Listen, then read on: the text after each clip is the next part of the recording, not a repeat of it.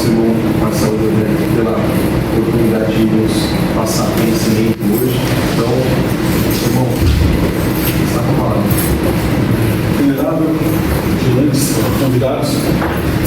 Bom, o venerável convidou para falar um pouquinho sobre cabala e a relação entre a maçonaria, mas eu vou falar sobre praticamente todas as lojas e todas as ordens iniciáticas, Souza Cruz, Golden Dawn e as religiões também, porque essa estrutura que vocês estão vendo aqui, ela forma basicamente a estrutura principal de todas as religiões ocidentais do planeta. Então, tudo que veio do Egito segue essa estrutura.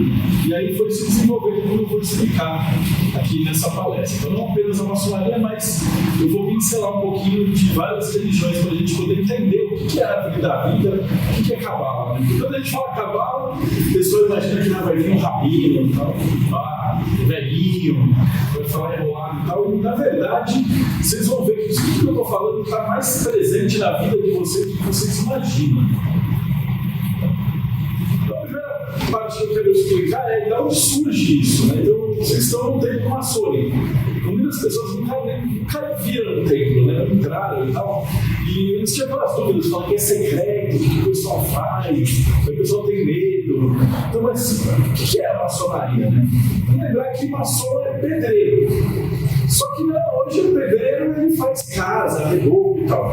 Lá nos tempos muito antigos, há uns 6.000 anos para trás, os pedreiros, eles faziam o quê? Por que era secreto? Isso já vai explicar um monte de coisa da maçonaria. Por que era secreto? Porque o pedreiro era o cara que construía o castelo. Ele era o cara que construía a ponte, o aqueduto, o barco de guerra, a catapulta. Ele era o cara que forjava a espada. Ele sabia os segredos para fazer o arco e flecha.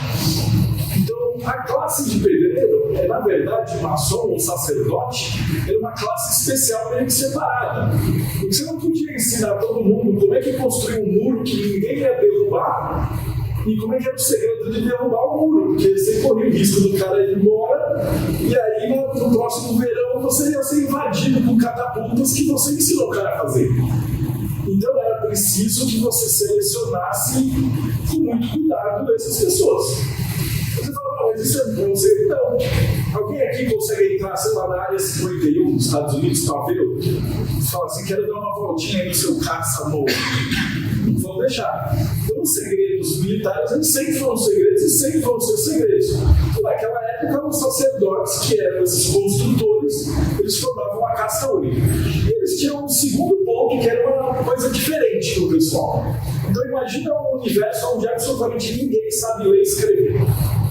Mas os sacerdotes tinham umas coisas que eles chegavam na parede, tinha uns desenhos, uns rabiscos, e aí um papiro ali tinha umas imagens, e aí de repente o mestre chegava de uma outra cidade, e ele olhava um pedaço de papel com uns rabiscos esquisitos, e de repente ele sabia toda a linhagem de governantes da cidade, quanto que aquela cidade produzia, quantos navios tinham, o que estava fazendo, quanto que plantava, o que tinha que fazer e tal. E alguém virava e falava, mas ninguém falou isso para ele, de onde veio essa informação? Então eles achavam que esses sacerdotes maçons eram meio bruxos. Então o pessoal tinha muito medo da classe sacerdotal. E aqui eu gosto de citar em toda a palestra, eu falo, o Carl Sagan, ele disse que um livro é a prova que o ser humano é capaz de fazer magia. Porque você vai pegar uma casca de árvore morta, vai pôr um monte de rabisco de tinta, você vai olhar para essas manchas de tinta, um maluco que morreu 300 anos atrás vai conversar com você dentro da sua cabeça, e a hora que você fecha o livro, você vai ter uma informação que você não tinha antes, que ela veio do nada, e você ficou mais inteligente. Então, se isso não é magia, então qual é a definição de magia? Do Egito, a gente começa a entender o que é a Kabbalah. Então, a principal que todo mundo está acostumado é a Kabbalah judaica. Todo mundo conhece a história do Moisés, né? Da Bíblia, ele abre o mar, sabe, dos egípcios. Tem o filme da Disney, tem o desenho da Disney, o filme com o Charlton Heston, que ele abre lá o mar, tem novela da Record, tem Bíblia em quadrinhos. Então, todo mundo conhece a versão clássica do que é a Kabbalah. Então, os judeus, isso é tudo simbólico, tá? Eles saem do Egito, então esses escritos trazem esse conhecimento simbólico e aí eles codificam essas informações no que mais tarde a gente vai conhecer como Cabala. No Egito existia uma coisa chamada Livro dos Mortos, que além de você estudar e ter todas essas habilidades técnicas que os sacerdotes tinham, eles também tinham os conhecimentos de medicina, de engenharia, de matemática, de astronomia, então tudo não tinha faculdades, tudo era uma coisa só, né? E existia o Livro dos Mortos, que ele era uma classe especial de como você se tornar uma pessoa melhor para você poder viver depois da morte. Então você tinha uma série de perguntas. Quando você morresse, você ia chegar diante dos deuses e eles iam pesar sua alma, e aí você ia ver se ele ia falar assim: eu não menti, eu não roubei, eu não matei, eu tratei bem os meus empregados, eu tratei bem a minha mulher. Então tudo isso ia ser pesado, e aí você ou ia para outra vida melhor, ou você ia ser devorado lá pelo crocodilo. Esse conhecimento dos livros dos mortos, ele passa para a Cabala judaica, no que hoje a gente vai conhecer como os 10 mandamentos. Então você tem a tábua do Moisés e tal, que é uma codificação. Então não é coincidência que aquela imagem que eu mostrei para vocês tem 10 esferas. Então cada uma daquelas esferas está ligada com um dos 10 mandamentos, né? Então, essa é a estrutura da Cabala que a gente conhece. Mas os judeus não eram os únicos que bebiam do conhecimento lá do Egito. Os gregos, eles também visitavam, tanto que Cleópatra era grega. E eles tinham uma dinastia de faraós gregos, existiam pirâmides na Grécia, que agora elas não existem mais porque elas foram desmontadas e elas viraram estradas, os tijolos, né, as pedras. Mas existem restos de pirâmides na Grécia. E esse conhecimento também foi trazido para os gregos, só que ele é diferente, ele é chamado de gnosis. A diferença é que os judeus, eles acreditam num Deus único. E os gregos, eles acreditam em uma quantidade enorme de deuses, que é a natureza e no teatro. Então, para o judeu, Cabala quer dizer receber. Então, você vai meditar, e aí Deus único, ele vai emanar qualidades. Então, a sabedoria, a inteligência, a beleza, a generosidade. E aí, através das paraxás, das regras, de todo um estudo dogmático, você vai meditar nisso e você vai incorporando essa luminosidade divina, se tornando uma pessoa melhor. Os gregos, eles trabalhavam com o teatro e a natureza. Então, eles não tinham essas emanações divinas, mas eles tinham um deus da beleza, um deus da guerra, um deus da generosidade, um deus da força. Eles tinham deuses para tudo. E esses deuses, eles faziam parte de apresentações de teatros. E no teatro você olhava o ritual e você aprendia a história. Então na Cabala judaica você falava assim, respeite os mais velhos, você tem que entender isso e tal. Então existe uma paraxá disso, existe um pedaço da Torá que fala disso. Então você tem trechos da Bíblia. E quando eu falo Torá é o Velho Testamento, tá? Para vocês entenderem. Então você tem os trechos que você lê, cita até hoje, e você tira vários ensinamentos dali. Para os gregos, eles preferiam falar o seguinte: então imagina uma historinha onde tinha um cara, que ele tinha um filho, eles foram presos num labirinto, e aí tinha um minotauro, e aí o cara construiu umas asas de cera e falou assim: filho, você vai escapar desse labirinto, mas não chega perto do sol que você vai se queimar. E aí o moleque sai voando, ele fala: esse velho é uma trouxa, esse otário, eu vou voar porque eu sou muito bom. E aí o moleque voa, a asa derrete, vocês conhecem a história, né? Ele cai e morre. Então você observa a peça de teatro e você aprende alguma coisa. Fala: olha, eu devia prestar atenção nos mais velhos. Então o conhecimento grego é passado através da gnose, que é a palavra para conhecimento. Né? Então essa é praticamente a diferença dos dois. E tem um terceiro ramo, que também vem de lá. O pessoal esquece que o Egito fica na África, mas esse conhecimento desce para a rainha do Sabá, ele desce até o Rio Norte da África, e ele começa a fazer parte de um ensinamento tribal. Ele mistura com o culto dos orixás e do universo. Então você, ao invés de ter um Deus da força, você vai ter a personificação de um espírito da força, da justiça, da beleza, da prudência. E aí você vai ter aí dentro dos orixás as mesmas ideias que a gente vai ter nessas outras estruturas. Então, basicamente, esses três são os três grandes ramos da magia. Dos gregos, essa gnose vai para os romanos. E aí eles começam a fazer umas modificações. Que aí você começa a entender que os deuses vão fazendo plástica. Então, se você lembra do Júpiter, do Zeus, você imagina aquele velhinho no alto da montanha, com os raios e tal, ele é meio que um senador. Já o Júpiter, quando você olha aquelas imagens do Renascimento, você vai ver que ele é mais ou menos um general. Ele tem um chapéuzão, ele tem uma armadura, ele é um pouco mais jovial e tal. Por quê? Porque a cultura vai moldando o teatro. Então, o Netuno é um outro que eu gosto de falar. Né? Todo mundo acha que Poseidon e Netuno é a mesma coisa na escola. Mas Poseidon era um deus meio maligno. Você fazia oferendas para você sobreviver no mar. E é para ir com as tempestades não destruir o seu barquinho.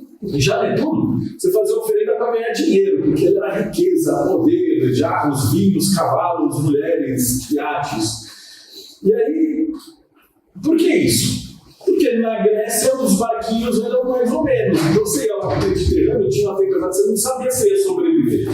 Já nos tempos romanos, os barcos já estavam muito melhores. Então, o Mediterrâneo virou basicamente o quintal dos romanos. Então, a divindade vai mudando. Eu brinco, eu falo que os deuses vão fazendo plástica.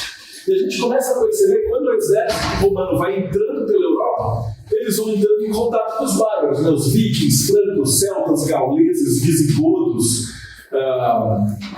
Todos esses povos vão trocando informações. E aí você vai ter ideia de por isso que Odin é parecido com Zeus, mas às vezes ele lembra um pouco Mercúrio, Thor tem os relâmpagos, mas aí depois você vai encontrar um orixá que também tem relâmpago. Porque todas essas qualidades elas vão sendo pegas e vão sendo sincretizadas conforme essas culturas vão se encontrando. E aí surge a Igreja Católica.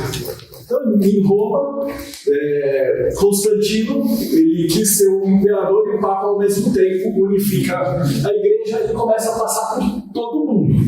Então, ele vai surgindo e ele pega a ideia de que tem um Deus único e pega os ensinamentos do que mais tarde vai ser o Novo Testamento. Mais um.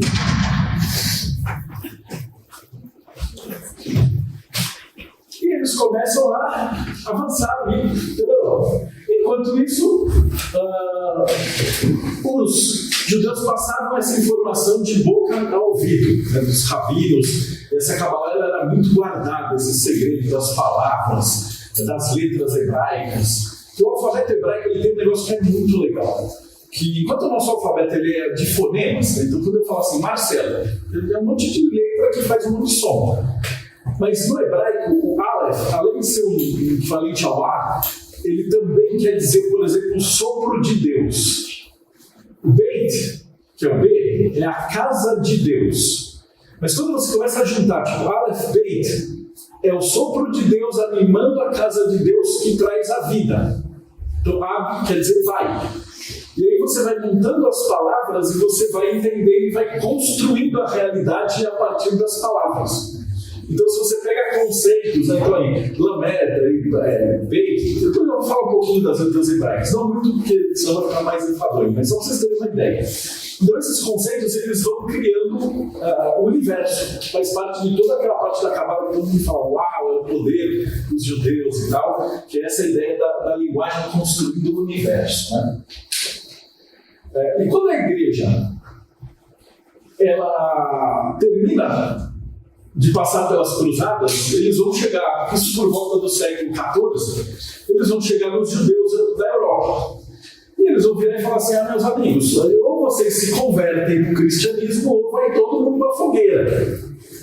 E aí, nesse momento, os judeus tiveram que se converter forçadamente para o cristianismo. E aí, nesse período, surge a Cabala cristã. O que era a Cabala cristã? Era uma adaptação dos sábios cristãos de toda a ideia da Cabala. E nesse meio tempo também surge o tarô, a astrologia e os códigos do Renascimento. Então, o que a gente tinha antes? E não só isso, mas também ao longo desse período, surge, por exemplo, o Pardes Simonim, Sefer Raziel, o Sefer Yetzirah, e todos os livros de Cabala que hoje são os clássicos da Cabala. Porque os caras pensaram assim, putz, a gente tem que colocar isso no papel, senão a gente vai tudo queimar e a gente vai perder todo esse conhecimento. Então, todo livro de Cabala que a gente tem hoje é remanescente desse período de conversão, de guerra. E uma outra coisa interessante é que alguém aqui tem sobrenome de árvore? Pinheiro, palmeira. Então, se você tem um sobrenome de árvore, provavelmente a sua família veio desses judeus convertidos. Porque eles escolheram homenagear a árvore da vida e adotaram isso daí. Então vocês têm um pouquinho de sangue cabalístico nas veias, ok? Então, de tudo isso aí que aconteceu, isso estoura na Itália e no sul da França, no século XV, que a gente chama de arte do Renascimento, é aquele boom. Então surge o tarô que o pessoal conhece por adivinhação e tal. Ele foi feito para você ensinar a Cabala para um não-judeu. Então eles são 22 arcanos maiores, são 22 letras no hebraico. As letras, elas têm ideias. Então o Aleph é o sopro de Deus, é a criatividade, é o Fiat Lux, é o sopro que no comecinho do Gênesis fala, no princípio era o verbo. Então isso é o início.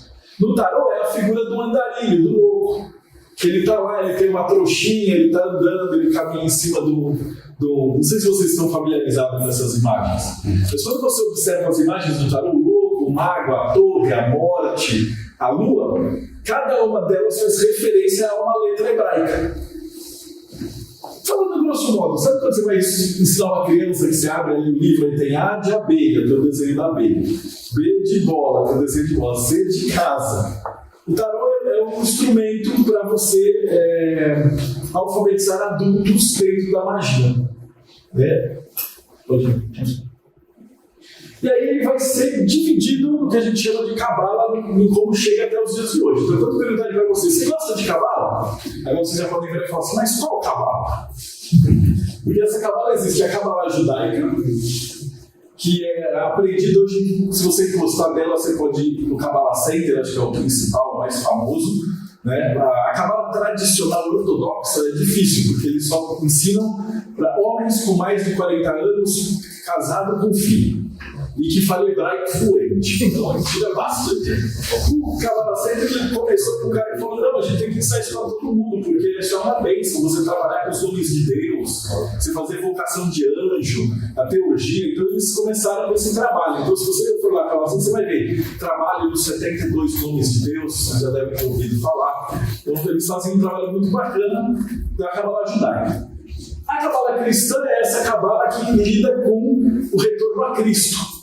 E ela foi muito estruturada num negócio chamado alquimia. Vocês também já devem ter ouvido falar. E rosacrucianismo. Então, em 1600, na Alemanha, os caras escreveram os textos de Kabbalah, chamado Fraternitas, Fama Fraternalis, Nupcias Químicas, o Atalanta Fulgens depois foi publicado, e vários livros de Kabbalah cristã, que pega os elementos da Kabbalah e traduz para uma linguagem mais do cristianismo. Qual a diferença? Basicamente, aqui no cristianismo só pode usar símbolos.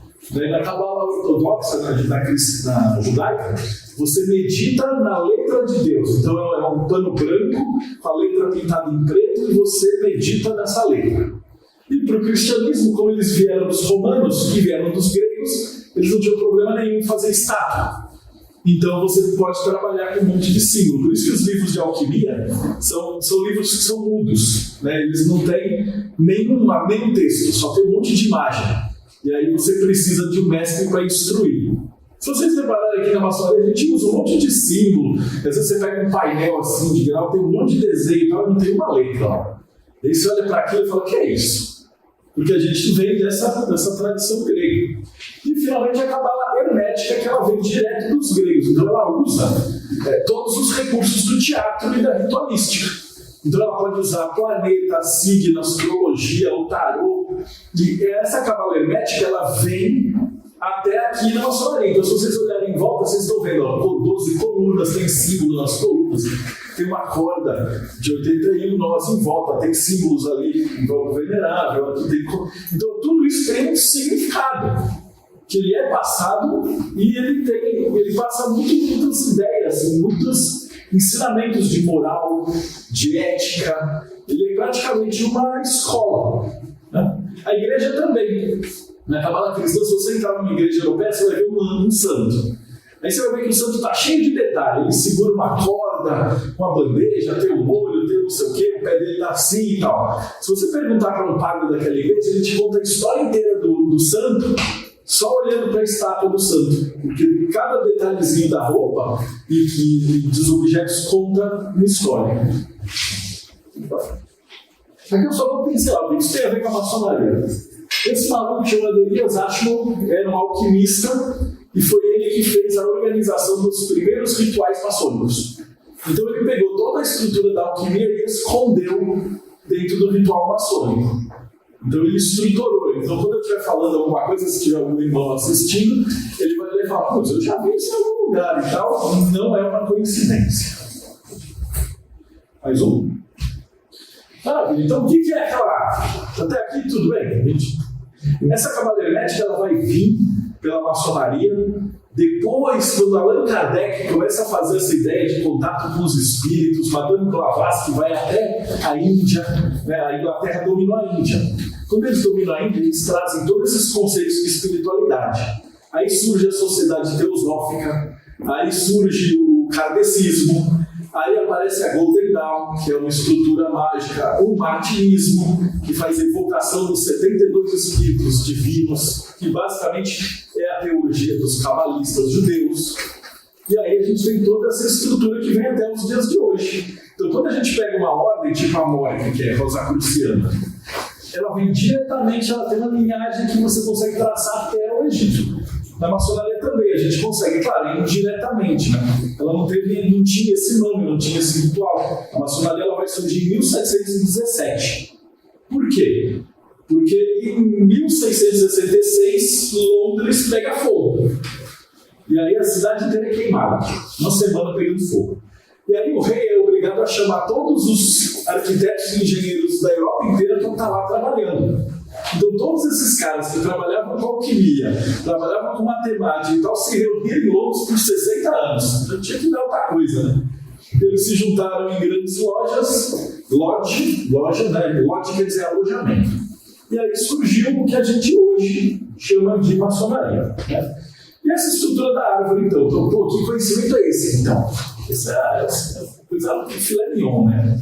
Para a gente entender a árvore, a gente tem que entender o ser humano.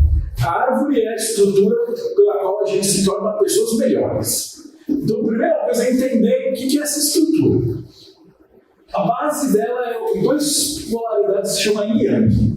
Então, o Yang, ele quer dizer o dia. Ele é o meio-dia. Ele é o sol. Então, quando você acordar, você tem que trabalhar. Ordenar as vaquinhas, cuidar dos carneiros, bater nos seus filhos para eles estudarem, puxar os orelhos. Você tem que se virar. E quando chegava a noite, que era o mínimo, você ia relaxar, se acomodar, dormir, descansar, repor energia. Então, esse para fora e para dentro, ele emula essas respirações dos seres humanos. Isso em todas as partes figurativas. Então, por exemplo, para eu viver, eu tenho que comer, que põe comida para dentro e para fora. Eu ponho ar para dentro e para fora. Mas no nível intelectual, a gente também põe coisas para dentro e para fora e está nesse fluxo. Por exemplo, eu estou dando uma palestra, eu estou olhando agora. Vocês estão tudo quietinho, escutando. Vocês estão tudo indo. Mas aí alguém vira, levanta e fala, você está com uma dúvida, André? Aí o que eu tenho que fazer? Eu tenho que parar e calar a boca e escutar. Eu tenho uma bolinha dentro do meu yang. Se eu continuar falando e ignorar a sua pergunta, não tem diálogo. Aí ele faz uma pergunta, aí eu vou ter que buscar na minha cabeça se eu sei, aí eu falo. Aí alguém faz outra pergunta, mas e se? E aí essa esfera, ela gira. Por isso que para o oriental eles simbolizam isso por aqueles peixes no lago, as caras de cor diferente. A gente também conhece como fogo e gelo, ou o piso de xadrez. Nota que é preto e branco, não é cinza. Ele diz que tem uma hora de falar e uma hora de escutar. E não é só um quadrado preto e branco, são vários, então você precisa escutar várias opiniões para aprender. Na Cabala judaica eles falam que para dominar um assunto, você tem que ler 108 mestres daquele assunto. E o desdobramento disso, a gente vai chegar nos 4 elementos da alquimia. E todo mundo já ouviu falar, são as casas do Harry Potter, Quarteto Fantástico. Tudo tem os 4 naipes do tarô, quem joga truco, poker, tá tudo aqui. É fogo, água e terra. Que são desdobramentos. Então o grande yang, né, o yang do yang, o fogo do fogo. O terra ele é o yin do yin, ele é o denso. O Eu vou passar rapidinho para não ficar monótono. Então, a base da estrutura da árvore é a terra. É demais. Em toda a mitologia, Deus cria o homem a partir do barro. Vocês já viram, a Bíblia tem isso. Mas se a gente for ver a mitologia grega, o Utnapishtim sai do dilúvio e ele começa a jogar pedras. E as pedras formam o povo da Grécia. Na Babilônia também é feito por pedras. Na China, a deusa da criação senta no rio amarelo e começa a moldar assim as pessoinhas a partir do rio. Então, em praticamente todas as religiões e mitologias, você tem essa ideia da pedra. E dentro das ordens iniciáticas e da Bíblia, a gente tem a ideia do ventre materno e da caverna, do lugar de iniciação que não tem janelas. Então, o xamã era levado para uma caverna. No final da iniciação, ele era largado lá no escuro total. E aí ele passava uma noite e no dia seguinte os irmãos tiravam eles de lá. E aí ele renascia e via a luz e era iniciado. O que isso tem a ver com a ideia de proteger a paz e se tornar uma pessoa melhor na iniciação? E aí você para de ser daquela raça, daquela tribo, daquele sexo, e você passa a ser filho da terra. E aí todos os iniciados, em teoria, né? Todos os iniciados de todas as religiões são irmãos e irmãs. Então aí essa é a ideia que a gente tem. Todas as catedrais, vocês já foram na Catedral da Sé? Se você observar uma catedral clássica, ela vai ter duas torres, que são os joelhos. Imagina uma mulher parindo, está deitadona lá, parindo. As torres são os joelhos. O domo é a barriga de grávida. O transepto são os braços e o altar é a cabeça. É uma mulher deitada parindo. E a porta é uma ogival dupla. Então tem pequenos lábios, grandes lábios e uma roseta em cima. É praticamente uma mulher parindo. Então as pessoas elas entravam nessa iniciação. Esses templos eles vão surgindo conforme aumenta a quantidade de gente que tem que ser iniciada, não dá mais tempo de iniciar um por um. Então você tem que passar esse conhecimento para muita gente. E aí a gente extrapola que da igreja veio para a universidade. E aí você tem as escolas que saem desse processo de terra. E se a mãe é a terra, o pai é o fogo. O fogo é a nossa alma. Essa terra é o corpo, o fogo é a alma. E o fogo representa sempre a divindade. Então, todo mundo na Bíblia tem que falar com Deus. Como é que é o telefone para Deus? É sempre uma árvore pegando fogo. Na mitologia grega, o Prometeus rouba o fogo dos deuses. O Loki rouba o fogo dos deuses. Todo ser humano que se preze para a gente ter alguma civilização, eles roubaram o fogo dos deuses. Então essa ideia de que o fogo ele traz a grande ideia do despertar. Né? E por que isso? E essa história é a mais legal. Ela é do antropólogo francês, eu não vou lembrar o nome dele. Mas ele fala assim, imagina a primeira tribo está na África e está caçando um mamute, sei lá, e ninguém no planeta nunca viu uma fogueira. A gente é a primeira das pessoas do planeta que viu uma fogueira. Imagina isso. Caiu um relâmpago na tempestade, uma clareira, o raio pegou numa árvore e a árvore está pegando fogo. E você é o primeiro ser humano da Terra que viu esse fogo. Como é que você reage? Os caras devem ter olhado e falado, o que é isso? O segundo Mané foi lá pegar e queimou a mão. Ele falou, queima a mão, isso brilha, isso não tem forma. O que é isso que a gente nunca viu? E aí o mais espertinho da Bíblia falou assim, é claro que isso aqui é um pedaço do sol que caiu. E aí começou a religião, que era a ideia de fazer oferendas. Eles estavam pegando folhas e tentando alimentar aquele fogo para que ele não fosse embora. E depois, mais tarde, o ser humano aprendeu a dominar o fogo e a cozinhar. E aí você tinha cada uma das cidades tinha seu templo central com a fogueira inicial e cada lar tinha uma divindade chamada lar, que era a fogueira que mantinha você quente. E aí a gente aprendeu isso, são divindades do fogo e habitações do fogo, até chegar em Mitra e até chegar em Jesus, que é a ideia do Apolo. Então, se a gente tem lá o corpo e a alma, no meio de campo a gente vai ter a mente. Lembra? Vocês já escutaram essa também palavra, corpo, mente e alma. A gente tem essa composição. A nossa mente é o meio de campo, que é o ocidente, é o que faz a parada funcionar. E ela está dividida em duas partes, razão e emoção. A trabalhar no elemento A. Então ela vai estar dividida, o Pitágoras, ele dividia a razão em 3 partes: gramática, retórica e lógica. E o A vai ter tudo a ver com a ideia da gente poder fazer as coisas do intelecto, a gente descrever o mundo. E quando você fala assim, gramática, não é só saber o português, o inglês, mas um perfume, uma música, um código de computador, tudo isso é gramática. Aí você vai ter a lógica e a retórica, que é pegar essa gramática e escrever um texto. E quando você escreve um texto, você cria uma realidade. A gente percebe hoje em dia que a maior guerra do planeta, basicamente, é a guerra ideológica. Quando acontece alguma coisa, um evento, se você pegar 3, 4 jornais diferentes, se eles são de espectros políticos diferentes, cada um conta uma história. E você olha assim e fala, não é possível que esses 2 jornais falam da mesma coisa. Porque cada um está tentando trabalhar a sua parte mágica.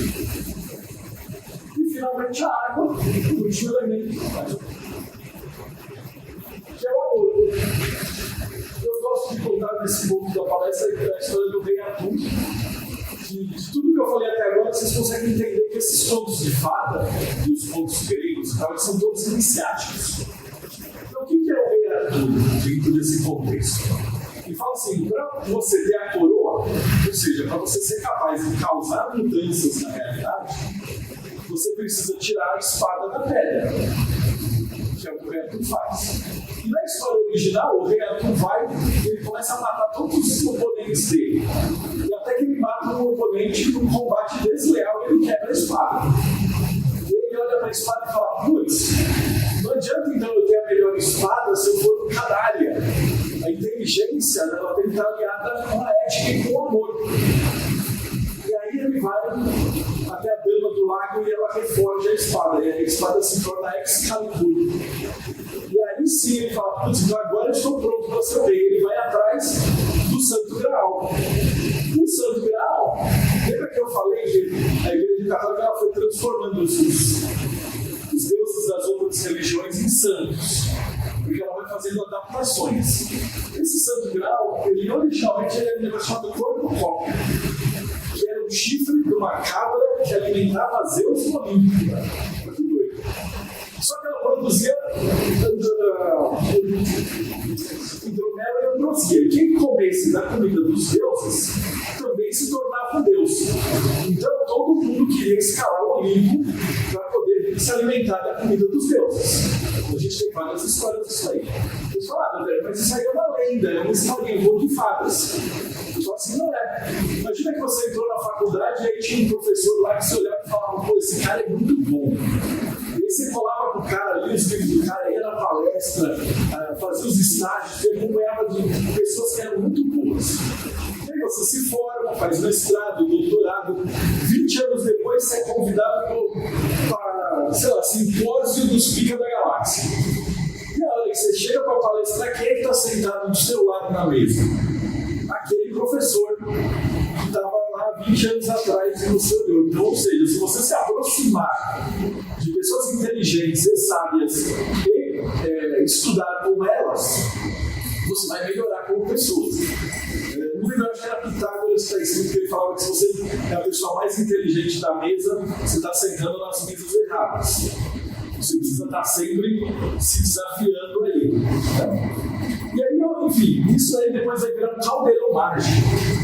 Que se você tomasse dessa sopa, você voltava da batalha e você se tornava praticamente indestrutível. E aí os deuses falavam assim, esse caldeirão é muito perigoso, a humanidade não está pronta para ele, e vamos me esconder no fundo de uma caverna. E aí 12 cavaleiros tentam buscar esse caldeirão. Olha que a igreja olhou para isso e falou, mas nem fudeu, o caldeirão é de bruxa. Agora isso vai ser um cálice que pegou o sangue de Cristo, e quem tomar esse cálice vai ter a vida eterna, um monte de benfeitorias e tal. Mas a pegadinha é que o rei Arthur não consegue nunca pegar esse cálice. Porque na história original, o rei Arthur vai chegar no castelo na França e fala assim, o cálice estava aqui, mas agora ele foi lá para Espanha. Aí ele viajava, na hora que ele chegava no castelo, o pessoal, putz, você perdeu, então ele já passou por aqui, mas agora ele está lá na Escócia. Enfim, o rei Arthur passa a vida inteira viajando e ele morre, ele não encontra o Santo Graal. E é a busca, né? O paradoxo do buscador. Ele fala que toda pessoa estudiosa, ela sabe que o Santo Grau ele representa a perfeição. E nós somos buscadores do Santo Grau. Só que a gente nunca vai encontrar. Imagina que você é um pintor. E aí você pinta um quadro e fala, mano, esse quadro tá do caralho. Mas aí na semana seguinte você aprende uma técnica nova de esfumaçar. E aí você olha pro seu quadro e fala assim, eu consigo fazer melhor. Pronto. O Santo Grau já foi para outro castelo. E aí você vai ter que pintar outro quadro. Então aí você vai pintar e falar assim, agora é o meu quadro que tá aí. Mas aí você aprende a trabalhar com fio de ouro, uma técnica maluca, grega e tal. Aí você olha pro seu quadro e fala, putz, eu faço melhor agora. Pô, o seu Santo Grau já foi embora. Isso vale para qualquer profissão, né? Se você é um engenheiro e faz uma casa, a sua próxima casa vai ser melhor. Se você é um médico, um dentista, qualquer coisa da profissão, um cozinheiro, você faz um prato e tal, depois você vai aprender outra receita e o seu Santo Grau, o melhor prato vai estar sempre no fundo. Teoricamente, a gente só vai achar depois que a gente morrer. E se você estiver no hospital morrendo e ainda tiver a chance, você pode estudar mais um pouquinho. Essa é a ideia do estado. No Antigo Egito, quem dominava essa parte era representada por esse símbolo da árvore. Então, é uma cruz e um círculo em cima. Então, vamos ver o que é isso. Pode passar mais um. Eu vou entrar rapidamente no tópico do tempo, mas a ideia da árvore mágica ela está presente em todas as mitologias, em todas as culturas.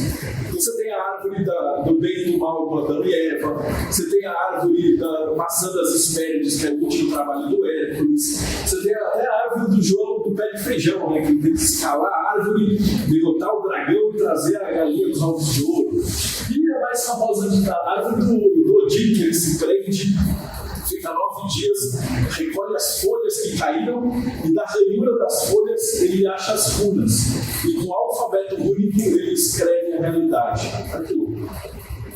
E finalmente a árvore de Natal, que é a mais legal. Ela tem Deus em cima, um monte de esferas coloridas e os presentes embaixo.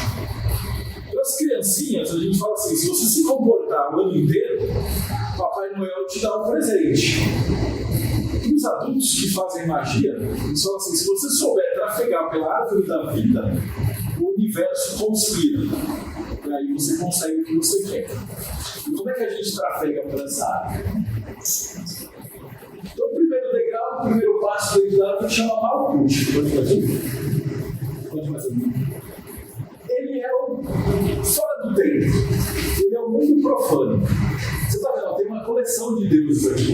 O Malkuth está muito relacionado com os presentes da árvore. Ele é o resultado da busca. Então, no começo, Inanna, Taueret, Pachamama, Shilavaji, são tudo divindades que são representadas por mulheres grávidas tendo filhos. O filho na tribo era a riqueza. Depois, quando o ser humano dominou a agricultura, elas viraram as deusas divindades da agricultura. Ó, Gaia, Cibele, Ceres, Deméter, Flora, Perséfone, todas as divindades que traziam essa riqueza. Por quê? Porque você colhia e depois a riqueza da vila era os grãos. Ou seja, quando a gente trabalha em Malkuth, ele é o começo da jornada e o fim da jornada. Ele é lá fora do tempo. Quando você entra numa faculdade, se você fizer a jornada correta pela faculdade, você sai um bom profissional. Então, é a mesma ideia de se você se comportou o ano inteiro e a criança, você ganha os presentes no final. Por isso que você fala assim, eu não sou um médico. Você fala assim, os outros médicos me reconhecem como tal. Então, eles falam assim, são os outros profissionais, depois que vão falar, pô, esse cara é um bom médico, esse cara é um bom arquiteto, esse cara é um bom engenheiro. E o resultado está lá fora. Então, não adianta você ser uma boa pessoa dentro do templo, dentro da igreja, e ser uma porcaria de ser humano lá fora. O resultado da colheita vai ser sempre fora do templo, não dentro. É a prova. O João fala assim, sucesso é a sua prova. E também tem uma coisa que eu esqueci de falar que é legal, que além de todas as religiões, vocês estão vendo que eu estou colocando várias, que trabalham com a mesma estrutura. Isso que eu estou fazendo veio de um cara chamado Joseph Campbell. Ele era um historiador e ele foi o primeiro cara que percebeu isso. Ele viajou o mundo inteiro, ele conheceu todas as culturas, ele juntou tudo e falou, peraí, todas as culturas têm um Deus disso, um Deus daquilo, um Deus do mais, ele organizou isso. E o que aconteceu? Ele tem um livro maravilhoso chamado Herói de Mil Faces, O Poder do Mito. E ele passou 6 meses gravando, tem um filme, um documentário que fala sobre o poder do mito. E ele ficou gravando no rancho com o pessoal que entrevistou e tal, e ficou discutindo isso há 6 meses. E aí esses 2 diretores, eles são desconhecidos, mas eles fizeram um filme que fala bastante de cavalo. Não sei se vocês já ouviram falar, chama Steven Spielberg e o outro chama George Lucas. Eles são muito desconhecidos. O filme que eles fizeram que fala de cavalo chama Star Wars. Se vocês procurarem, eu acho que vocês conseguem achar. Star Wars é totalmente cabalístico. E a partir daí eles fizeram a chamada jornada do herói, que faz todos os passos pela árvore da vida. Então essa jornada fala que o herói nunca sabe que ele vai ser o herói. Eu pego o Harry Potter, por exemplo, ele é o mago mais poderoso, onde é que ele começa o livro? Debaixo de uma escada trancada num cubículo de uma sala de reflexões. O próprio Luke Skywalker, ele vai ser o Jedi que vai mudar a história, mas ele começa fazendeiro num planeta que é um deserto. Então ele vai ser sempre esse chamado para a aventura. E as pessoas normais vão entrar na árvore nesse chamado. Tipo, imagina que você é um cara que está lá fora. Eles falam, pô, existe uma espiritualidade no mundo. Deixa eu entrar para uma igreja, deixa eu entrar para um terreiro, deixa eu entrar para uma ordem maçônica, eu quero melhorar. Então, quando você quer melhorar, você adentra o templo de Salomão, simbolicamente. Okay? O Neo que vai ser o escolhido, tal, na Matrix é onde que ele começa, na Matrix. Então, o Malkuth é a Matrix, é o mundo lá fora. Beleza, uma vez que você deu o passo para dentro do templo de Salomão, você vai chegar em Yesod, que é a Lua. Mais um. Esses chakras que eu estou falando, eu não vou falar agora, porque uma palestra vai dobrar de tamanho, mas quem estuda Kundalini, Yoga, Reiki, vocês vão aprender que tem técnicas de meditação e tal, que você desperta essas energias dos chakras. Mas a Lua basicamente é a mãe, e ela fala um pouquinho da busca. Então todas essas heroínas são heroínas de jornada, Isis, Bastet, Psique, Hecate. A Isis, o que ela faz? O marido dela, que é Osíris, o Sol, ele é picotado por Sete, espalhado pelo Egito. E aí a Isis fica andando e recolhendo os pedaços do marido e tal, até conseguir juntar ele de novo para poder fazer o filho Horus. Então você repara que muita até a ordem iniciática você às vezes fica perambulando e pega uma palavra aqui, passa ali, toca, até juntar uma coisa para conseguir passar para um outro degrau. Numa faculdade também, você vai estudar aqui, estudar ali, pegar uma coisa e juntar até fazer uma prova para passar de ano. Então a ideia da Lua, o primeiro passo em qualquer coisa, é que você vai tentar se tornar o Sol. A Lua não tem luz própria, ela reflete o Sol. Quem é o Sol? O Sol é a nossa fagulha interior, é quem nós somos. Cada um de nós, de acordo com a Cabala, é uma gota do universo de Deus, de unidade, de Allah, se vocês quiserem, que foi plantada aqui na Terra com uma missão. E aí cabe a nós, na primeira parte da alquimia, descobrir a missão, que é aquela cruz, e na segunda parte, executar a missão. Simples, né? O que é a Lua? Por que é a Lua? Porque a Lua é quando você está olhando o mundo. Vamos supor, eu quero ser arquiteto. A Lua tem várias fases. Ela tem lua nova, lua minguante, lua crescente, lua cheia. Na arquitetura tem infinitos estilos arquitetônicos. Para eu ser um arquiteto, eu tenho que estudar todos. De acordo com os judeus, pelo menos 108 livros. Aí eu vou olhar a arquitetura clássica, grega, romana, qual que eu gosto? As coisas que vocês gostam muito, e quando eu estiver falando isso, imagina a profissão de vocês. Vocês tiveram que estudar vários tipos de coisas dentro da profissão de vocês. Aí vai ter matérias que vocês odeiam, vai ter matérias que vocês amam, vai ter matérias que não vai ter umas que vocês não gostam, mas precisaram fazer. Tudo isso são as fases da Lua, que vão moldar o tipo de profissional que vocês vão ser. Então, por isso que a Lua é o primeiro passo aí dentro do tempo. Em seguida, isso aqui chama também escada de Jacó. Você vai subir, é uma escada que sobe e desce, tem os anjos. Eu estou falando assim, mas a gente vai gravar. Depois eu vou pôr no YouTube e vocês podem assistir, pausar, voltar. Às vezes eu vou falando bastante coisa, por quê? Porque é uma coisa muito gigante. A Cabala é tudo. E aí, às vezes, eu posso falar uma divindade que alguém não sabe, mas sei lá, de repente, embora vocês sabem. Por isso que eu fiz essa escolha de várias coisas, mas dessas várias divindades para vocês entenderem a essência disso aí. Então, o que é o primeiro passo? É a ideia do aprendiz.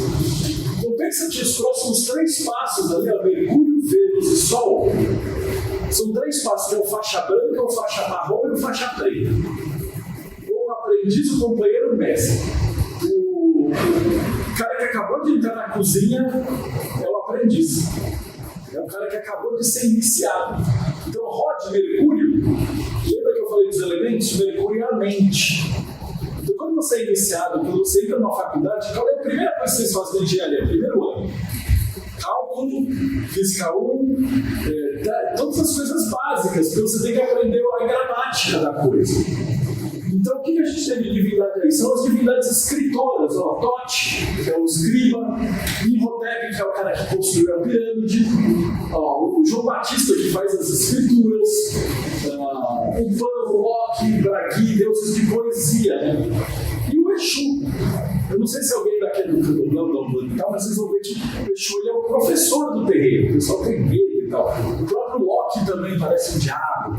Ele tem que ser por quê? Porque são espíritos protetores. Né? Eu vou falar uma coisa que vai ficar gravada aqui. Por exemplo, quando você vai no terreiro, antes de você abrir uma gira, você precisa pedir a permissão para o Exu.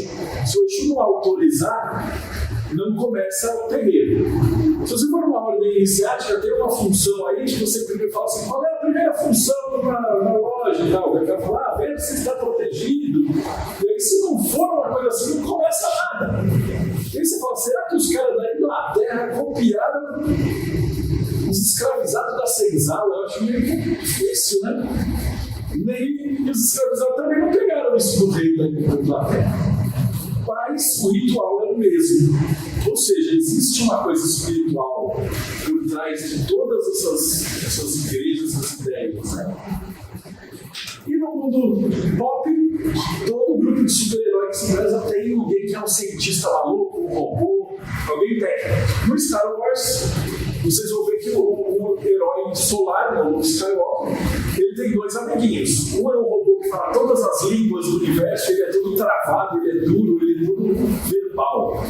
E o outro é uma bolinha que ele faz música, ele avança, ele se comunica só com os outros, ele é todo fofo. Porque é razão e emoção.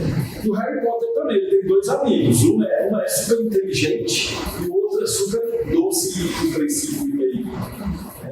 Você tem também outras figuras, né? O Homem de Ferro, o guerreiro, o cientista maluco. Pode se fazer. Aí quando você está ali no grau de aprendiz, ou você está no grau de faixa, você vai treinar muito. Vai chegar uma hora que você vai olhar para o outro lado e você vai enxergar Vênus. E nesse ponto você está caminhando na sua jornada. Então aqui o Vênus já é o faixa marrom. E no jiu-jitsu ele fala que faixa marrom é o faixa branca que rolou tanto no chão que a faixa dele ficou marrom. O companheiro, ou o cara que está aqui, ele é o cara que está no 4º, 5º ano de uma faculdade. Então ele já está fazendo estágio, ele já falou: porra, essa é a minha profissão. Então você já está com amor dentro de você. Vênus é a deusa do amor. Então você não está mais só fazendo ali mergulho matemática, já é uma profissão, já é o que você quer fazer. Então você está caminhando para o mestrado. Por isso que aqui está representado pelas esposas, pelas cidades. Ishtar, Astarte, Hera, Guinevere, Sífia, a esposa do Thor. Então são todas as mulheres. Aqui a gente prepara, por exemplo, quem de vocês é as esposas dos maçons? Eles não foram perguntar para vocês se eles deixavam eles entrarem, antes de eles entrarem? Se a mulher falar que não, é não. Na maçonaria, a esposa ela faz essa parte de um par. É como o poeta e a musa. Então, o poeta sozinho, o que ele faz? Ele fica olhando a folha de papel, caneta, e não faz nada. A musa, do outro lado, sozinha, o que ela faz? Museia. Faz nada. E se você colocar a musa com o poeta junto, ele vai se iluminar e vai escrever, produzir, organizar tudo. E aí você vê, ele desce para o útero, que é a própria lua, que que também aquelas mulheres grávidas não, e pum, sai presente. Não percebe que maluquice? A árvore ela sobe e desce, ela tem uma dança estelar que está toda sincronizada na nossa vida. Ok, até agora? O próximo passo que é o grau de Messi, que é o Sol. Que é o chakra da rata, o chakra cardíaco. E no reino, se vocês forem estudar, vocês vão ver que quando a pessoa está de bem com humanidade própria, generosa e amorosa, esse chakra brilha e tem uma cor rosa, e a pessoa vê como se fosse uma asa. Não é todo que tem a figura do Jesus aí, né? Então, ó, Osíris, Anubis, Hércules, Dionísio, Orfeu, Buda, Hélios, Oxalá, todas essas divindades solares, né? E elas vão realizar o herói da jornada, Indiana Jones, o Mínimo, o Super-Homem, Capitão América, vocês. Essa é a ideia do cara que passou e atinge o terceiro grau. Na vida real é a hora que você se forma. Não tirei a sua OAB, pegou seu canudo, então você está formado. Repara que é uma coisa engraçada. A faixa preta não é o fim da jornada, é o começo. Do mesmo jeito que seu diploma de advogado não é o fim da jornada, é o fim da cruz, mas aí você ainda tem mais 50 anos de vida pela frente. Então, a gente chama de verdadeira vontade, né, na magia. E encontrar a sua verdadeira vontade, o seu dom, é a primeira parte do processo. E depois a gente desenvolve isso. E aqui é muito bonitinho. Eu vou falar só mais um detalhe: o Sol, eles são sempre deuses que eles morrem e renascem. Se você pegar ali, ó, Osíris, ele morre e volta, o Hércules, ele morre e depois na pira flotejante, depois ele volta, Apolo também morre e volta, Baldur morre e depois volta, o Nil, ele morre e volta com os poderes, o Super-Homem, ele morre e depois ele renasce no Sol, o Capitão América é congelado e depois volta. Então isso simbolicamente quer dizer que você tem que deixar uma parte sua desprendida dos ossos para trás para avançar para alguma coisa maior. Você para de ser um estudante e agora a gente vai estar no próximo que é Marte. Mais um. O próximo passo na escada de Jacó, a gente vai ter também dois lados, que é o rigor e a misericórdia. Repara que essa árvore ela é bonita, ela tem duas colunas assim, né? Uma é a coluna da força e outra é a coluna da beleza. O planeta Marte ele tem a ver com Deus de porrada, não? Ares, Hefesto, Marte, Thor, Kali, Ogum, tudo Deus da porradaria. Por quê? Porque nesse momento você tem que estar com rigor. Se por exemplo, ser uma empresa, é uma tesouraria, por exemplo. Você vai estar trabalhando assim no próprio rigor do autoaperfeiçoamento.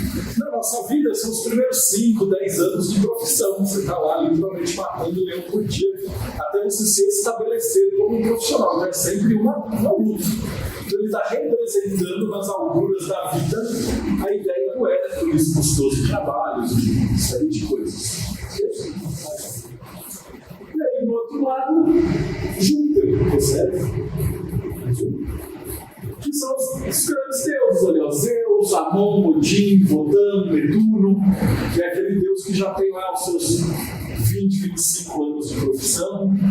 Então você já está estabelecido, você já provavelmente escreveu algum livro, você dá curso, você dá consultoria, já é um cara que as pessoas já vão até você já tem seu próprio escritório, ou seja, você parou de estar lá no meio do banco que você já transcendeu para Júpiter.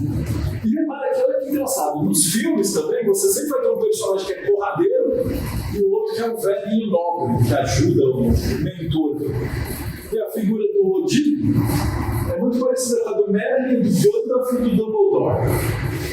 E o que faz quem está lá? Esse cara, por exemplo, seria um faixa preta que já teria danos nele. Ele já está, sei lá, treinando há 10, 15 anos, ele treina outros faixa pretas. Então esses mentores, eles já são os caras sêniores, né? O pessoal que já está nessa profissão tem. Uma outra seria um hospitaleiro, né? Nas ordens iniciáticas. Por quê? Porque ele tem que cuidar dos irmãos, ele é um médico, ele é um cuidador. Olha que legal, de um lado é a tesouraria, do outro lado é uma hospitalaria. Por que a tesouraria é a porrada? Você imagina um tesoureiro do mundo da moda? não cobra, não paga, esquece, larga, deixa, daí é chutar no tempo. Por outro lado, a hospitalaria tem que ser um Zeus, um grande pai, porque ele vai ter que cuidar. E toda loja maçônica que se preze, quando ela chega em determinada idade, ela procura um asilo, uma creche. Por exemplo, a nossa Cavaleiro de Malbec, a gente está ligado com o Infância Azul. Então, o irmão criou a ONG que cuida de crianças autistas e toda a parte de tronco, festa que a gente reúne de dinheiro, a gente banca nisso. Outras lojas fazem hospital, tem uma que fabrica fralda, você tem aqui o Hospital dos Olhos. Cada loja maçônica, cada ordem iniciática tem essa parte. Na Rosa Cruz eles chamam de lei de Anoha, que é a lei de caridade, que é um dízimo. Para os judeus eles chamam de tzedakah. Ele diz que quando você dá dinheiro e dá 10% em doa, o universo pega e te devolve. E é uma coisa muito louca que no IFA e nas religiões africanas, eles pegam todo esse dinheiro e riqueza e quando você joga na caridade, tudo retorna a vezes 10 para você. Então eles têm essa ideia de que o dinheiro precisa circular e que você tem que se dar presente de vez em quando. O Babá Brinde fala assim, quando você pega, uma vez por mês, você tem que pegar e se fazer um agrado. Então, se dá um presente que você queria, sai jantar fora, dá uma coisinha para se agradar. Porque o universo olha e fala assim, mano, esse filho da puta gosta dele mesmo, por que eu vou gostar? Então, quando você faz algum agrado, você está dizendo para o universo e fala assim, poxa, olha, me dá um agrado também. É essa a ideia. No hebraico, a raiz que recebe, ao mesmo tempo, ela é planejamento, vou fugir da palavra, caridade, sabe? E prosperidade. É uma raiz só. Ele fala, se você planejar, vai ser próspero. E tendo muito, você tem a obrigação de distribuir. Por isso que eles são esses caras, que são essas divindades maiores. E olha que coisa doida, agora tem uma coisa.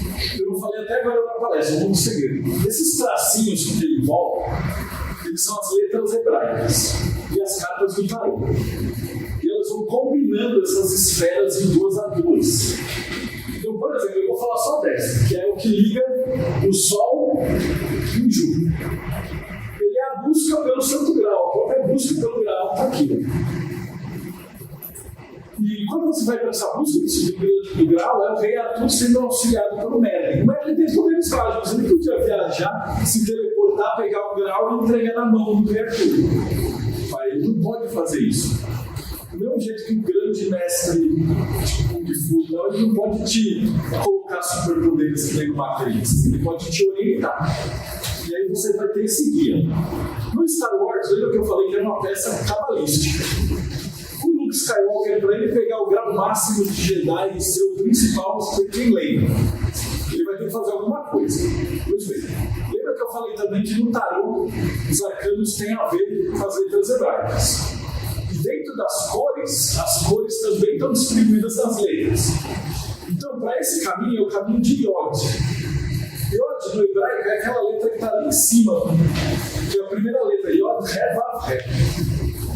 Yod é a emanação da família de Deus. E a cor dela é o verde claro, e a carta do tarô é o Eremita. Se vocês lembrarem do Star Wars, quando ele vai pegar o grau máximo de Jedi, ele tem que viajar para um planeta lá longe para achar um cara que é totalmente isolado, e Yod também é a menor letra do alfabeto hebraico. Ele vai encontrar um ser pequenininho, verde claro, que chama Yod. Não há muita coincidência para ser só uma coincidência, né? A pessoa sabia o que ela estava fazendo. Estamos chegando no final, imagina. Date é o centro do círculo ali, é onde já vai girar toda a nossa vida depois que a gente se formou. A palavra da arte é conhecimento. O conhecimento é aquilo que a gente vai buscar por toda a nossa vida, né? Ele está representado por 2 vertentes. Ou são as grandes mães tenebrosas das mitologias, todo mundo tem medo, né? A Santa Ana, a Baba Yaga, as Górgonas, a Medusa, as Farcas, as Moiras. e elas testam os heróis. Por exemplo, quando a gente pega a Medusa, ela é uma das partes das goblins. O que ela faz? Ela testa o herói. Se o herói chegar e não for digno, não conseguir derrotá-lo, ele vai virar pedra. Do mesmo jeito, imagina que o cara quer entrar numa maçonaria, na outra pessoa fala, mano, eu vou fazer, vai acontecer. Aí ele começa a ver, ele começa a faltar, porque tem futebol, aí jogo de Corinthians, aí para de vir, aí para de estudar, aí entrega os trabalhos, aí daqui a um ano o cara sai. Mitologicamente ele virou pedra bruta de novo. Então a Medusa testa, da arte ao conhecimento. Se você tiver na sua vida busca de conhecimento, você vai estar enfrentando um dragão acima do outro. Então, desde o Gilgamesh, da Lilith, todos os. O dragão da Branca de Neve, o Thanos da Marvel, vocês lembram do Vingadores? Ele tem uma luva, se você olhar as gemas do destino e as cores das esferas da árvore, são as mesmas. Não é uma coincidência. Depois eu fui ler o argumentista da saga Thanos dos quadrinhos, ele era judeu e ele fez propósito. Então você tem isso, então até tudo que é cultura popstar, debaixo do nariz de todo mundo. O que acontece se você juntar todas as joias do universo? Você realiza qualquer desejo.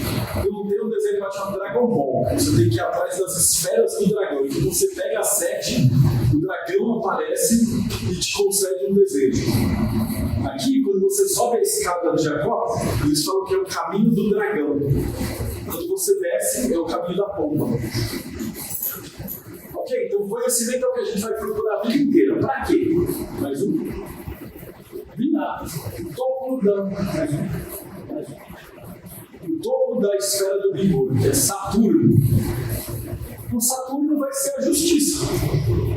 Final. Legado. Você vai ver só Deus, só destino, as rainhas, justiça, Temis, Maat, Tiro, Xangô. O Tiro corta a própria mão para poder entender o cão selvagem que estava destruindo tudo. Nada. Então é aquele legado. Na nossa vida, o que representa? É o cara que já está 70 anos, 60 anos naquela profissão, o cara já tem livros publicados, são as referências, é o Mozart. Se você falou uma profissão, tipo o cozinheiro é o Masterchef, é aqueles caras que tem um prato com o nome dele.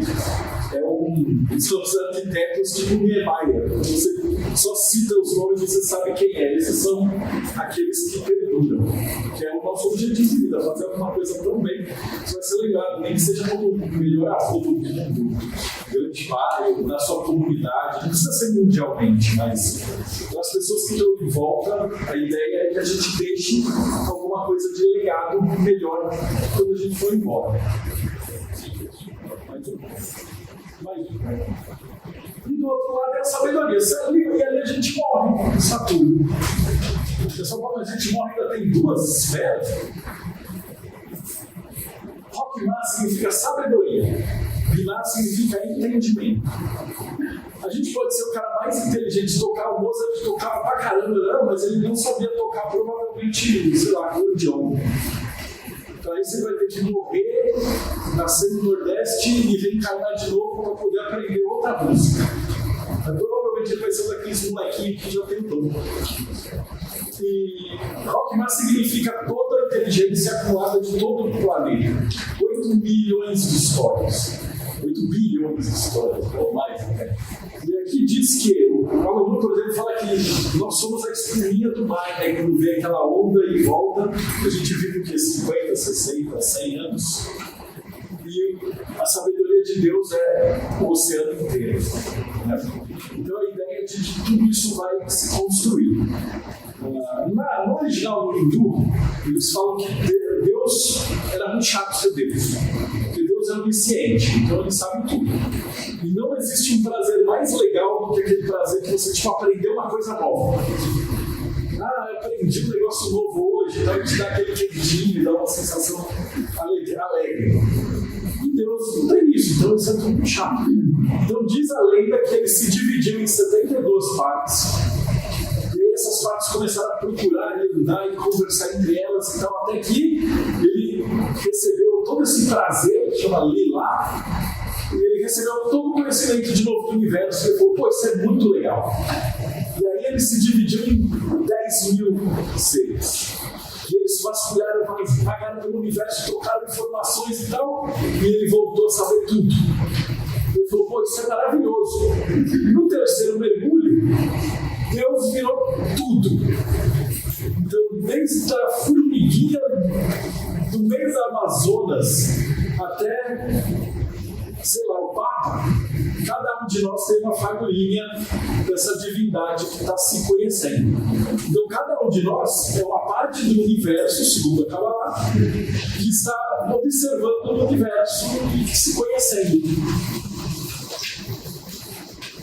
Então, essa é a ideia da sabedoria. É muito divertido que nos grupos e nas ordens iniciáticas, o rigor do lado do rigor geralmente fica com um cara chamado de orador, que ele é tipo a lei, as regras, o juiz.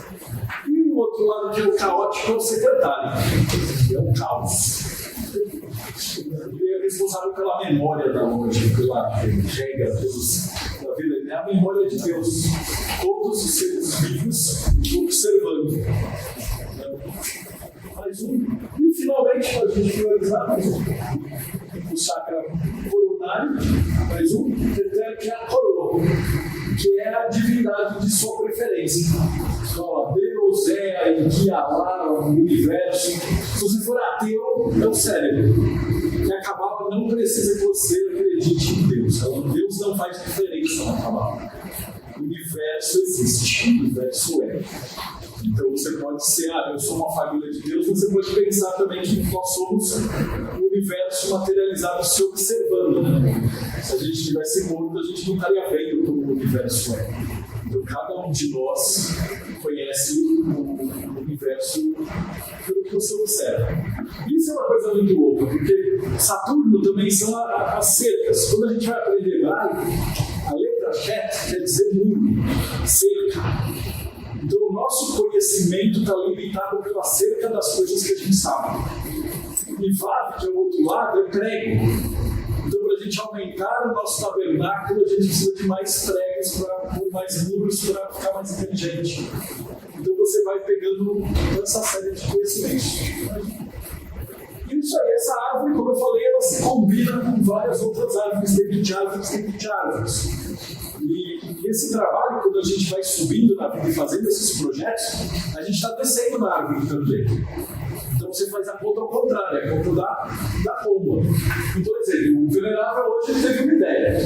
Ele falou, preciso gastar a sessão do dia 19 de março. O que a gente faz? Aí a gente vai lá para a sabedoria. Ele não pode gastar essa sessão com alguma coisa que ele não conhece, que está fora da cerca dele. Vou dar um exemplo fácil. Imagina que vocês vão viajar de férias com a família de vocês. Vocês nunca vão viajar para uma cidade que vocês nunca ouviram falar. Primeiro, vocês têm que saber que a cidade existe. Aí você vai usar o Google para descobrir se tem um hotel lá, se tem uma atração turística, se tem alguma coisa lá. Aí ela faz parte do seu leque de opções. Então, o ser humano está aprisionado pela própria ignorância. E aí, quanto mais você sabe que você não sabe. Por exemplo, o prático que eu dou foi um aluno que me deu. Você imagina que amanhã eu decida fazer cerveja artesanal. Isso é cerveja artesanal. Aí eu vou descobrir que existe 1 milhão de bombinhas, não sei quantos lúpulos, não sei quantas cevadas, não sei quantos... Aí já abriu 1 milhão de portas. Você fala assim, putz, ontem eu não sabia nada, agora eu sei menos ainda. Então a ciência é uma coisa de que cada resposta que você consegue, você abre 10 portas. E assim você vai avançando e ficando maior. Até o sábio principal que fala assim, só sei que nada sei. Que é quando você vai falar assim, mano, como a gente é burro, quando a gente não sabe nada do universo. Como tem 8 bilhões de histórias para a gente conhecer como o planeta Terra é legal. Enfim, aí o venerável precisou preencher a data ali, né? Então ele falou assim, e aí, o que a gente vai falar? Aí, alguém deve ter visto na internet, no Google, e falou, pô, tem um aluno lá que fala de cavalo. Ele falou, pô, como é que a gente acha que aí a gente vai descer ali pelo conhecimento? Vocês já sabiam que tinha um aluno que fala de cavalo na internet. Aí a gente desce pro próximo, que é o rigor e a misericórdia. programação e o rigor. Então a gente teve que ver se a data batia, mudava a data, certa data. Eles tinham um cabalista super bom, mas aí o cara estava viajando na Europa e me chamaram para preencher. E tudo pode, você só tem que verificar tudo na vida. Isso que eu estou falando na palestra, vocês podem usar isso para, por exemplo, quer comprar um carro. Você nunca vai comprar um carro que você não sabe que existe. Aí você precisa pesquisar os modelos. Eu quero SUV, eu quero não sei o que. A hora que você achar, você tem que ver as marcas. E aí você vem para baixo, você fala, pô, eu adoro esse carro, mas ele custa 3 vezes o que eu posso pagar. Então você vai pesando, esse eu posso pagar. Quando você termina de fazer todo esse processo, você chega no sol, que é a beleza. Também conhecido como é o melhor que dá para fazer com o que temos agora. Que é a ideia. Por quê? Porque isso está em movimento. Se no meio dessa palestra alguém desse uma outra ideia, podia mudar. Então, na vida, esse é o segredo da Cabala. O pessoal às vezes faz umas coisas e fala assim: é o segredo, a Cabala do dinheiro, mas basicamente é isso. Os judeus usam isso aqui de fábrica. Onde a gente enxerga uma esquina, o cara que ia apurar isso da Cabala, ele vê uma padaria. Porque ele está vendo o fluxo do universo ali em volta, ele fala ali, eu não gosto. E quando você faz alguma coisa, quem estuda a Cabala vai fazer com o melhor do coração, porque ele sabe que se ele fizer do jeito jupiteriano, o treco vai ter 10 vezes mais. Então, tudo isso tem um processo de fazer, que a maçonaria ensina, mas a gente começa do zero. Quem já estuda Cabala, está em Israel e tal, os caras já estão mais avançados. Então, essa é a ideia. Então, o Gil está no caminho. Mas aí a gente tem que entregar, e aí tem que fazer. Se a gente for lá falar assim, o que a gente vai jantar hoje? Porque você chegou em casa, aí você está cansado, abre a geladeira, o que é que tem? Então tá lá, vou pedir um iFood, mas estou sem dinheiro. Mas você pesa tudo e pô, chegou, minha fome está vindo, vou fazer um macarrão. Aí você vai para lá, razão e emoção. Quando você começa a fazer o macarrão, você segue na receita. 5 minutos, tal. A minha esposa cozinha com o nariz. Eu estou fazendo os pratos, ela veio da sala e fala, tá pronto. Cozinha há 20 anos, 30 anos. Mas quando você faz toda essa estrutura, você vai entregar alguma coisa. Pode dar erro, por exemplo, vamos falar que, sei lá, vocês chamam de chamasse, eu venho. Mas aí a minha avó morreu hoje de tarde. Mas eu não quis desmarcar de vir aqui. Eu não ia ter cabeça, eu não ia falar, parece que ia ficar uma bosta, porque o meu emocional ia estar todo bagunçado. Por outro lado, vocês podem deixar, sei lá, um coach, não sei o que, o cara vai fazer um monte de brincagem, mas você não sabe nada de Cabala, isso aí enrolar vocês. Então, para você fazer uma coisa bem feita, você tem que ter a razão e a emoção. Juntou a musa, o poeta, o ventre e entregou o produto. Mal cultiando a palestra que a gente está fazendo. Mas lembra que tudo na árvore está dentro de uma árvore. Então cada palestra vai entrar na cabeça de cada um de vocês. Então o 10 de baixo vai virar 1 mais 0 é 1, que volta para o eterno. Que é por isso que o professor dá a mesma aula, aí ele faz a prova e cada um tem uma nota diferente. Cada aluno vai processar tudo que o professor entendeu pela própria árvore. Então vai ter gente aqui dentro dessa base que vai olhar e falar, mano, eu estou há 30 anos na maçonaria, o cara explodiu minha cabeça. E vai ter gente, sei lá, o cara é pastor evangélico e falou, mano, eu perdi meu tempo porque eu estava em futebol, o cara falou 2 horas de demônio, só encheu o saco. Então vai ter todo jeito. Então por isso que ali, Dati é o abismo. Tudo que passa do seu entendimento cai no abismo. Por isso que é engraçado, porque às vezes eu vou deixar gravada essa palestra, eu peço para vocês assistirem ela de novo daqui a um ano. E aí vocês vão olhar e falar assim, é outra palestra, eu estava lá e não lembro dele falar essas coisas. Mas eu falei, está gravado. Mas vocês vão melhorar, cara. E aí, cada coisa que vocês aprendem é igual ler um livro depois de 20 anos, né? Você lê um livro quando você era moleque, aí depois você pega o mesmo livro e vai ler quando você tem 30, 40 anos, você vai falar, nossa, é outra coisa. Você fala assim, aquele Animal Farm da fazenda e tal, quando você lê com 12 anos é só uns porquinhos lá atrás, quando você lê com 40 já é outro livro. E assim sucessivamente. Então, para finalizar, na Cabala Judaica, esses são os 72 anjos ou nomes de Deus, essas combinações. Quando você acrescenta os príncipes, você chega no total de 81 anjos que protegem a árvore da vida. Então é isso. Enquanto a gente tenta se melhorar, a gente vai fazendo. Enquanto a gente sobe a árvore, a gente desce a árvore. Isso é difícil de explicar, espero que eu tenha conseguido. Na verdade, eu não vou abrir para pergunta, porque é muita sacanagem com vocês. Falar se alguém tem alguma pergunta. Se ninguém tiver uma pergunta. Esse é o livro que provavelmente a Penelope não conheceu. A gente fez ele a prova viva de que funciona. Eu tinha um projeto de livros, sobre astrologia, mas eles são pequenininhos assim. Imagina, todo colorido, com todos os deuses, as divindades e tal. Aí eu bati em 15 editoras.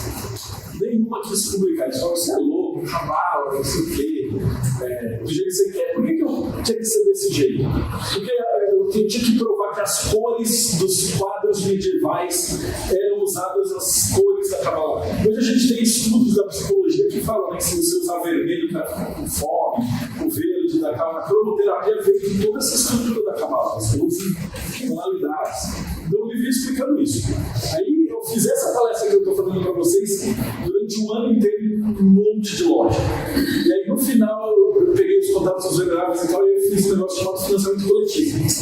E aí a gente conseguiu produzir o livro. E aí agora, quando eu tenho os outros projetos, eu passo fazendo essas palestras e aí a gente vende na loja. E aí tem um fundo que serve para imprimir mais livros, para a gente poder passar esse conhecimento para mais pessoas. É isso, eu só tenho a agradecer. Obrigadão.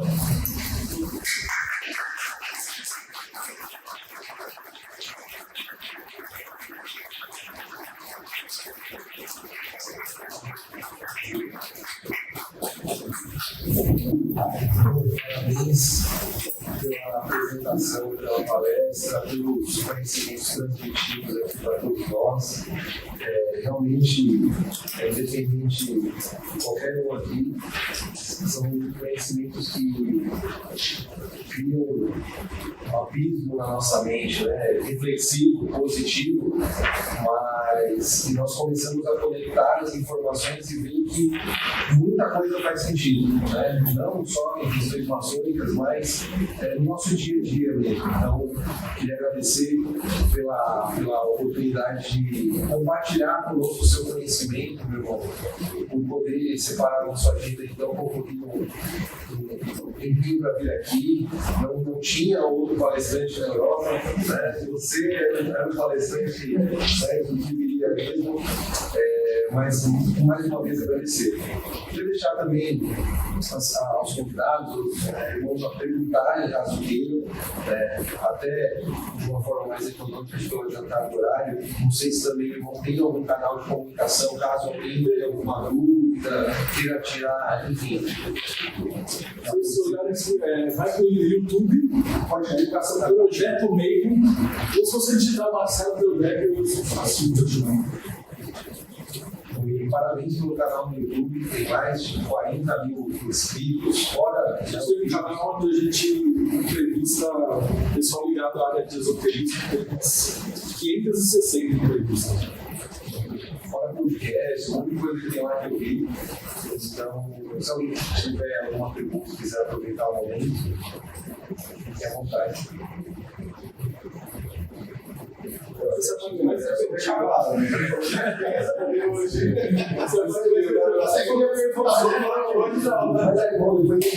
Isso que eu fiz hoje, na verdade, é uma maldição. Vocês vão esse conhecimento que foi essa sementinha, vocês nunca mais vão esquecer o resto da vida de vocês. Vocês vão entender que o mundo é igual na Matrix, quando você come a pílula.